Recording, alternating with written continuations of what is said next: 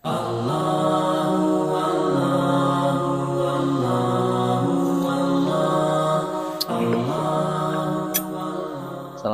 warahmatullahi wabarakatuh. Pada video kali ini, saya ingin berbagi kepada teman-teman semua yang mungkin ingin melaksanakan perjalanan umroh pada tahun ini. Wajib nonton video ini, simak sampai akhir.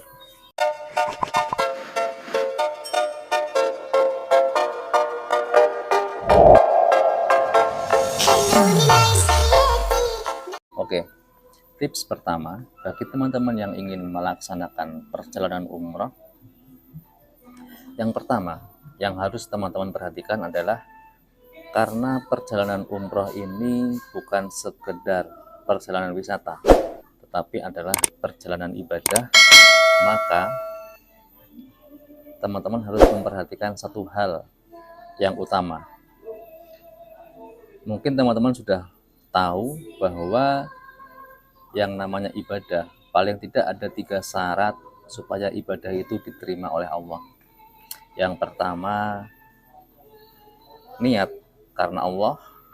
Yang kedua, ikhlas. Dan yang ketiga, sesuai dengan apa yang diajarkan oleh Nabi Allah Muhammad SAW. Termasuk ibadah umroh.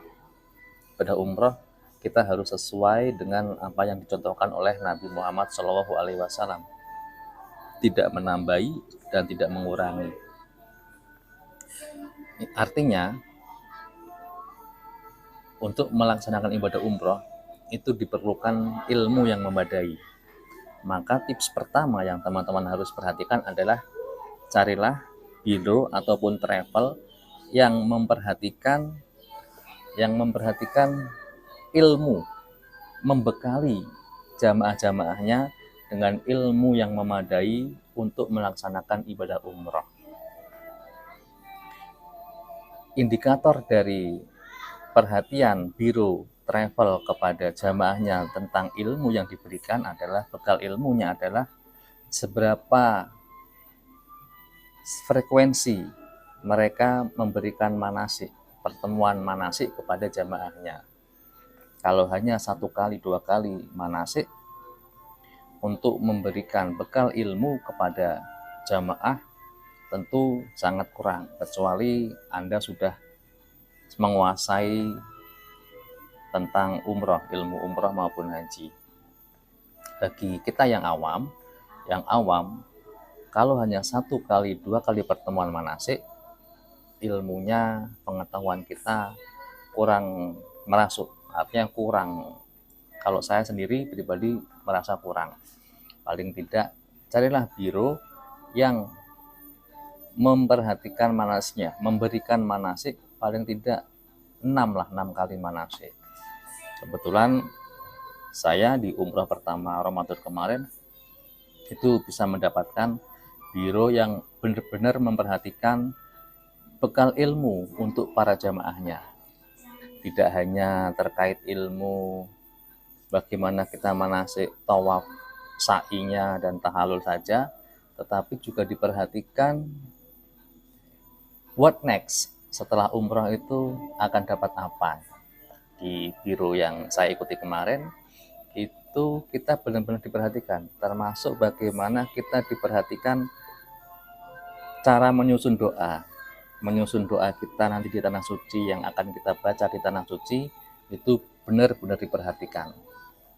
Jadi seolah-olah bahwa biro itu benar-benar memperhatikan, tidak hanya kita sah melaksanakan ibadah umroh saja itu, tetapi biro tersebut juga seakan-akan punya harapan bahwa setelah kita ini melaksanakan ibadah umroh, nanti di kehidupan kita itu ada peningkatan iman dan takwa, peningkatan kehidupan dari berbagai aspek.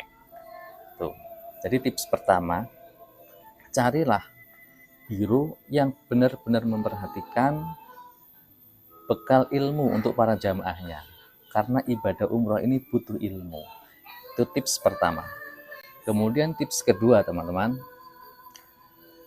Ibadah umroh ini sangat menguras fisik kita, memerlukan kekuatan fisik. Tawaf, kita harus keliling Ka'bah 7 kali, itu butuh kekuatan fisik. kemudian sa'i, dari Safa ke Marwa, lari-lari kecil itu juga memerlukan kekuatan fisik. Belum lagi nanti ditambah perjalanan kita dari hotel ke masjid.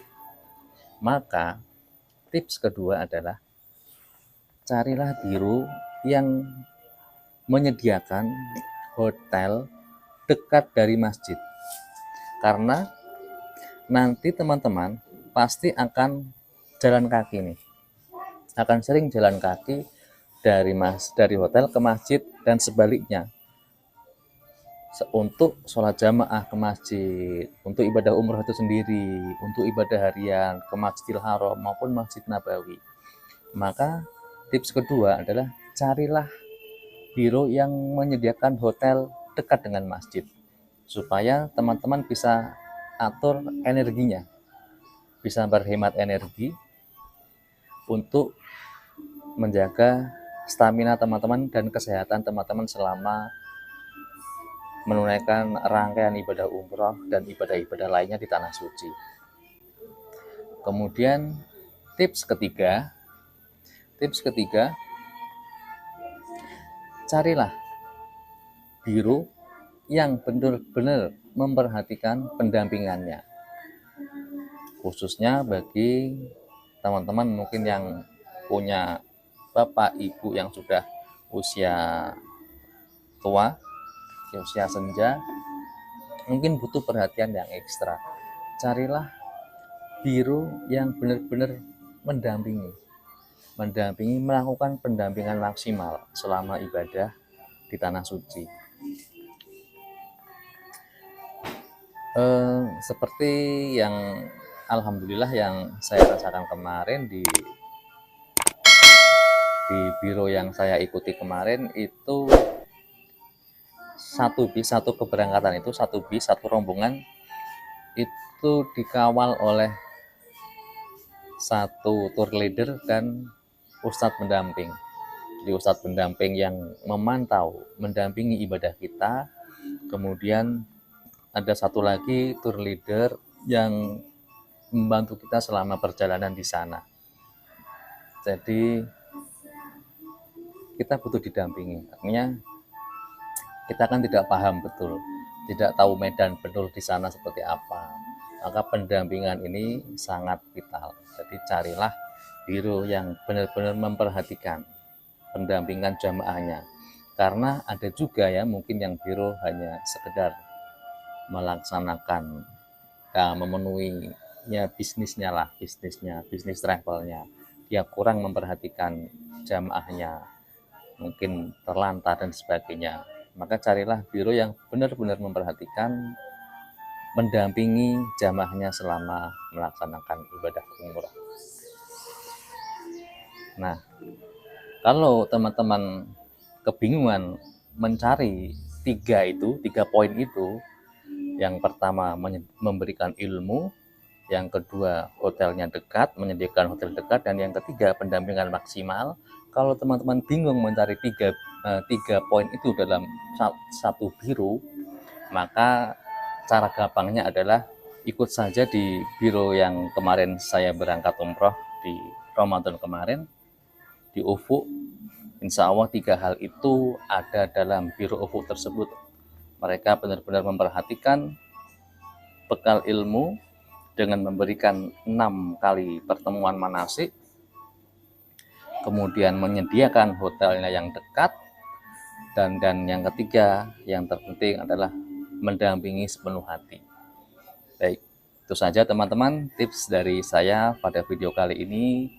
Bagaimana teman-teman yang ingin melaksanakan perjalanan umroh, 3 tips ini semoga bermanfaat bagi teman-teman yang ingin melaksanakan ibadah umroh.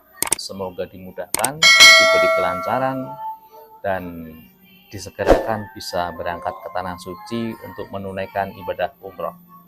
Assalamualaikum warahmatullahi wabarakatuh.